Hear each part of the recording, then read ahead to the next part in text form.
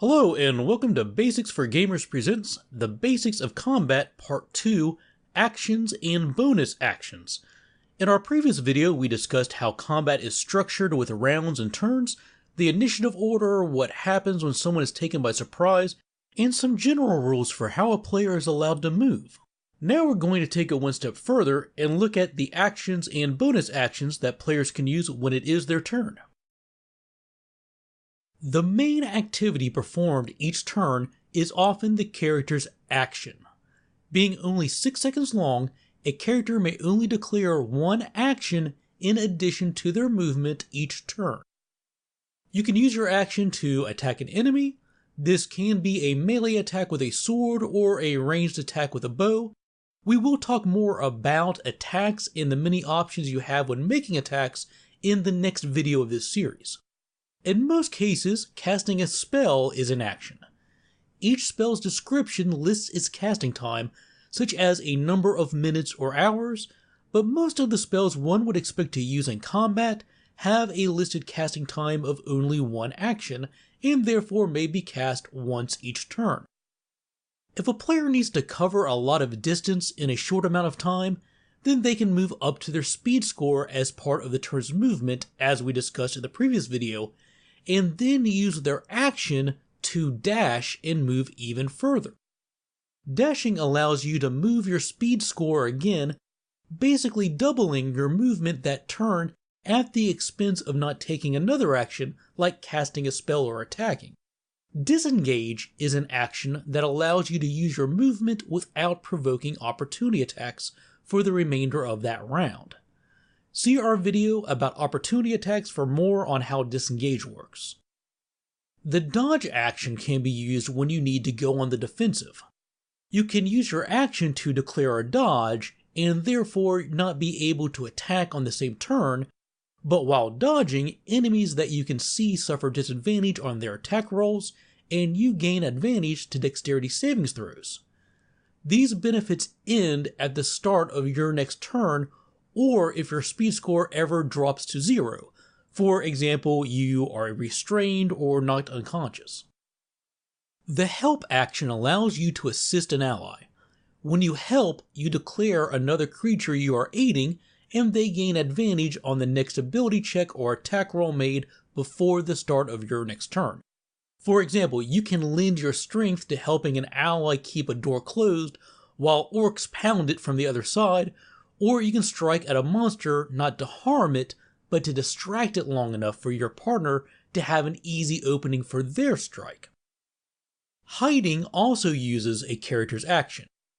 You make a dexterity stealth check, and as long as you are not detected, you gain the advantages of being unseen. Check out our video on stealth for a detailed overview and examples of how that works. You can spend your action searching, which likely requires either a wisdom perception roll or an intelligence investigation check.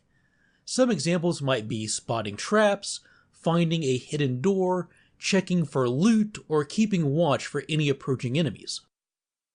Also keep in mind that this list of actions is in no way all-inclusive. Players are greatly encouraged to think outside the box and improvise. Feel free to ask your DM if you can use your action to intimidate a foe, or to cut a rope on a pulley so you can swing high, or blind an enemy by throwing dirt in their eyes, or call for an end to violence and say we need to talk things out. The only true limits are imagination, so talk to your DM. And my advice is always to follow the rule of cool. If what a player wants to do sounds cool and fun, then let them use their action and do it. Or at least let them try and hope that they don't kill everyone in the process. In addition to declaring an action on their turn, characters are also allowed one bonus action. Exactly what you can do with your bonus action is largely determined by your class, feats, and other means.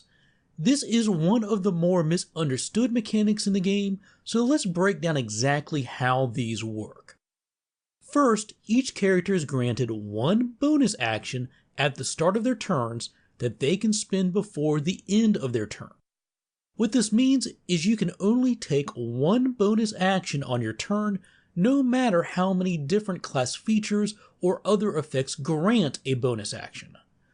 When something grants a bonus action, you essentially add it to your list of bonus action options, and on your turn can choose one of those options to perform with your bonus action. When the rules say that you, quote, receive a bonus action, what they mean is you add a new item to your list of options you can spend your one bonus action to perform. For example, a rogue with cunning action and 2 weapon fighting. Cunning action allows her to dash, disengage, or hide as a bonus action, and 2 weapon fighting allows her to make an offhand attack with her bonus action. Each turn she can decide whether she wants to dash, disengage, hide, or make an offhand attack with her one bonus action.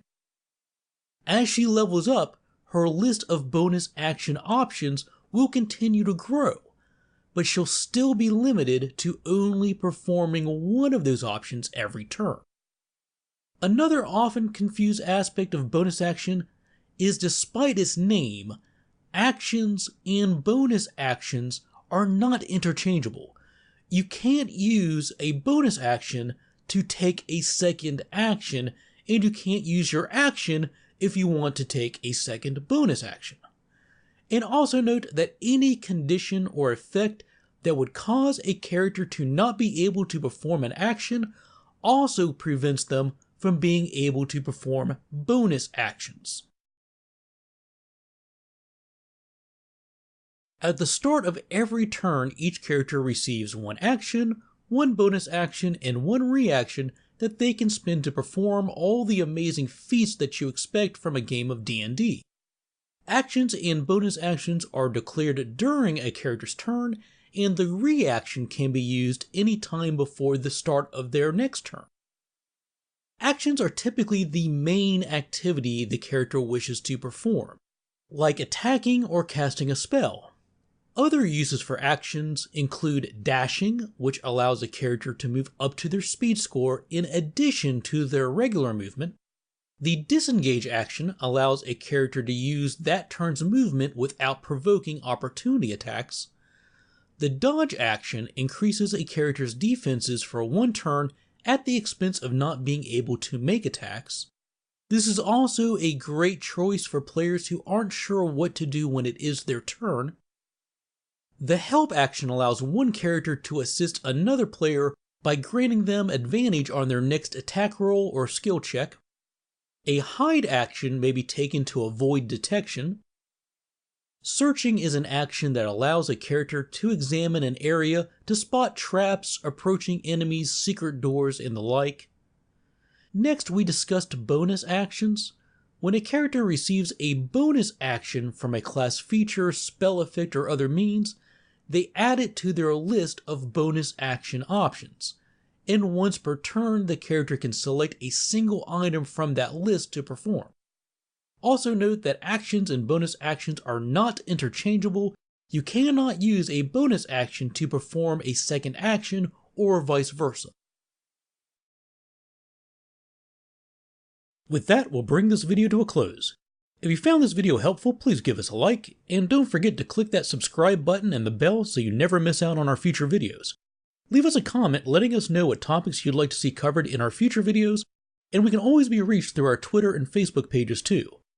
If you'd like to use some of the maps that we feature in our videos in your own games, you can find them at Maps of Mastery. A link to that store can be found in the description. Thanks for watching, take care, and we'll see you soon with more basics for your favorite tabletop games.